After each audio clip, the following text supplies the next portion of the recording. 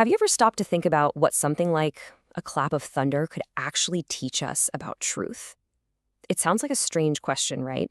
Well, today we're diving into the 13th chapter of the Quran, Ar Ra, which literally means the thunder.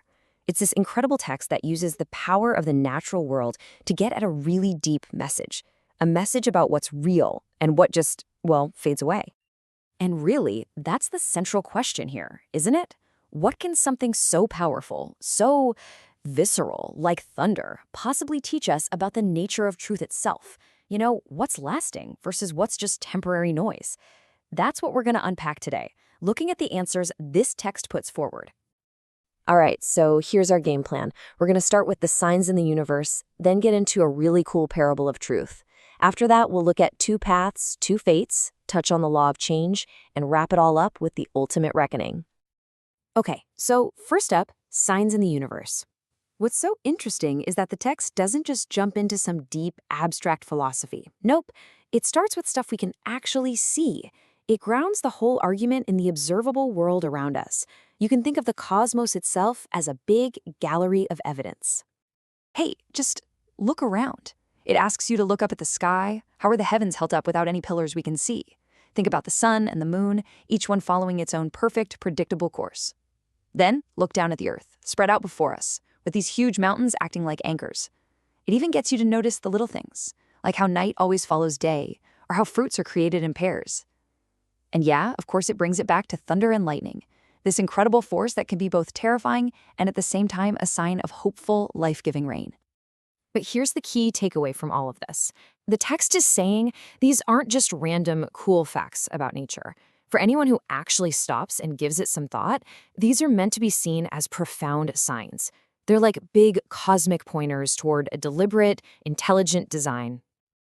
Okay, so how do we get from physical signs like mountains and rain to abstract ideas like truth and falsehood? Well, the text uses this absolutely brilliant parable to make the connection crystal clear. The core metaphor is super simple, but it is so effective. I want you to picture a flash flood, right? A powerful torrent of water rushing through a valley.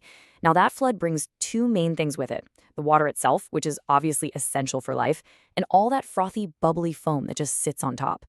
And this is where that distinction between truth and falsehood really clicks. Falsehood, that's the foam. It's big, it's loud, it's really visible for a minute. But what is it really? It's just scum that's going to get cast away and disappear. But the truth, now that's like the water, or like valuable metal being purified. It's what stays. It's what actually benefits people in the earth. It's what endures long after all that noisy foam is gone. The message here is so simple and powerful. What is beneficial is what lasts. So if we accept this idea that truth is like the beneficial water and falsehood is just fleeting foam, the next logical question is, how do people respond to that? Well, the text lays out two very, very different paths that people can take. And each one has its own characteristics and, in the end, its own final destination. Okay, so on one side, you've got the path of the faithful. The text describes these as the people who keep their promises to God and who work to maintain those essential human bonds. Family, community.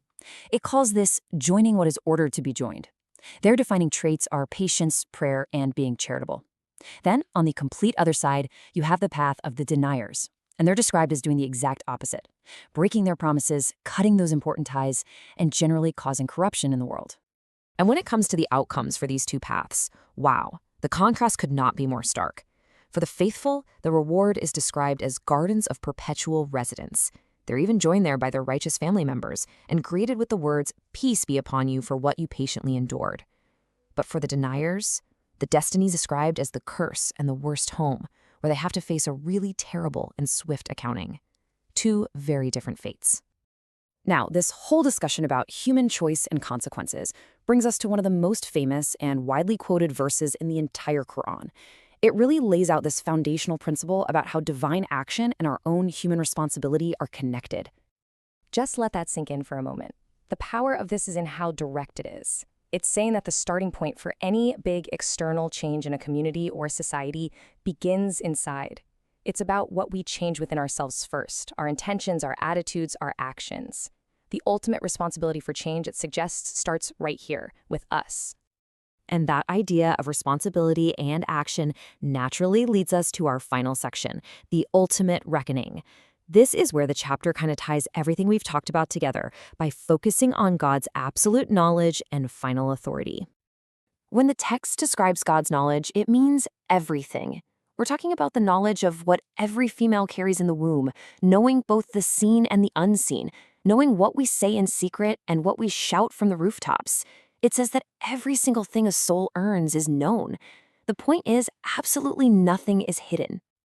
And of course, with that kind of absolute knowledge comes a final judgment. The text is really clear on this point. It's absolute, no one can appeal or reverse it, and the accounting is swift. It's really the final destination for those two paths we talked about earlier, the ultimate consequence of the choices people make. And so after all of that, after laying out the signs in the universe, the parable of the foam and the water, and the two different fates, the text leaves us with one final piercing question to think about. It just asks, very simply, is a person who knows the truth the same as a person who is blind?